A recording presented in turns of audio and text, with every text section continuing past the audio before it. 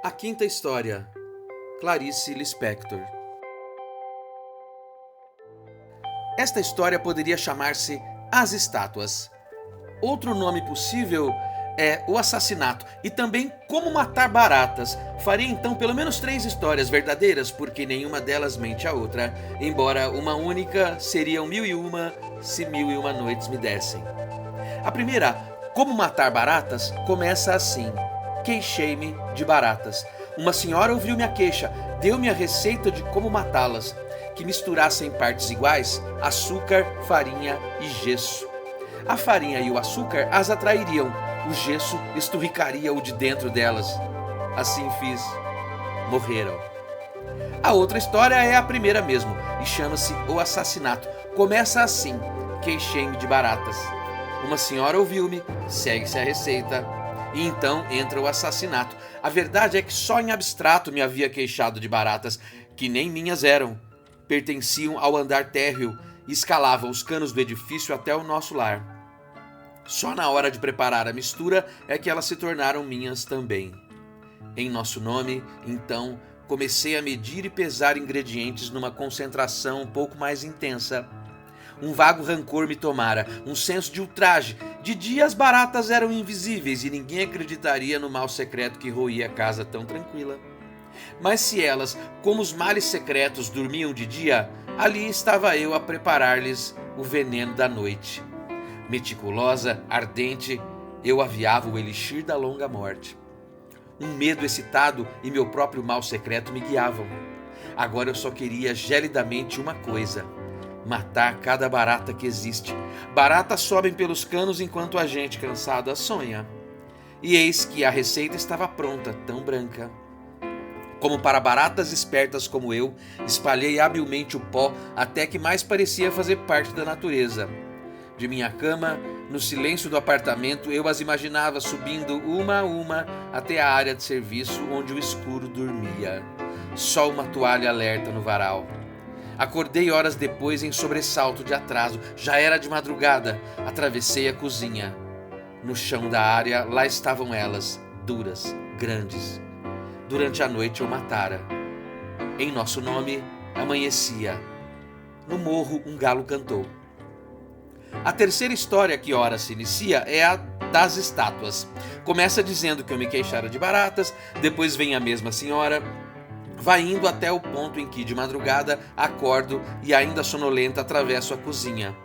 Mais sonolenta que eu está a área na sua perspectiva de ladrilhos.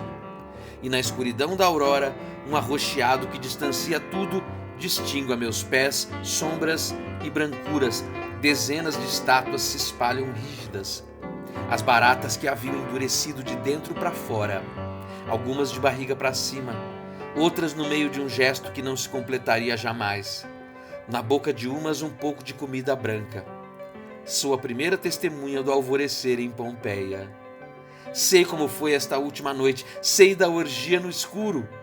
Em algumas o gesso terá endurecido tão lentamente como num processo vital, e elas, com movimentos cada vez mais penosos, terão sofregamente intensificado as alegrias da noite, tentando fugir de dentro de si mesmas, até que de pedra se tornam, em espanto de inocência e com tal olhar de censura magoada.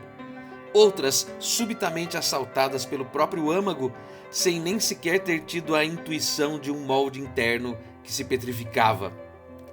Essas de súbito se cristalizam, assim como a palavra é cortada da boca. Eu te... Elas que, usando o nome de amor em vão, na noite de verão cantavam, enquanto aquela ali, a de antena marrom suja de branco, terá adivinhado tarde demais que se mumificara exatamente por não ter sabido usar as coisas com a graça gratuita do em vão. É que olhei demais para dentro de mim? É que olhei demais para dentro de minha fria altura de gente, olho a derrocada de um mundo. Amanhece. Uma ou outra antena de barata morta freme, seca a brisa. Da história anterior canta o galo. A quarta narrativa inaugura nova era no lar. Começa como se sabe, queixei-me de baratas, vai até o momento em que vejo os monumentos de gesso. Mortas, sim, mas olho para os canos por onde esta mesma noite renovar-se-á uma população lenta e viva em fila indiana.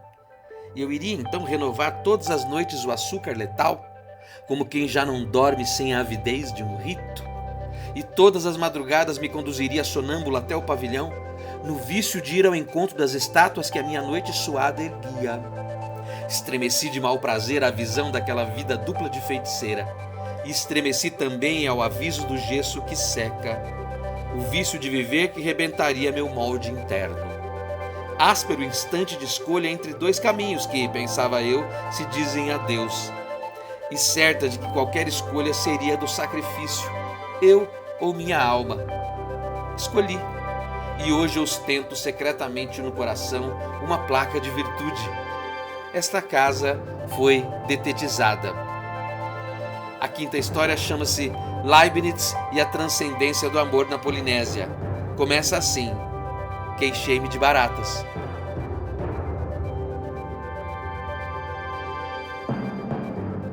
Olá, muito bem. Esta foi a quinta história do livro A Legião Estrangeira, saído em 1964, Clarice Lispector. A narrativa toda composta por 4 histórias, como você viu, e num encadeamento cujo eixo principal é a própria personagem narradora, que tem como ação única matar baratas.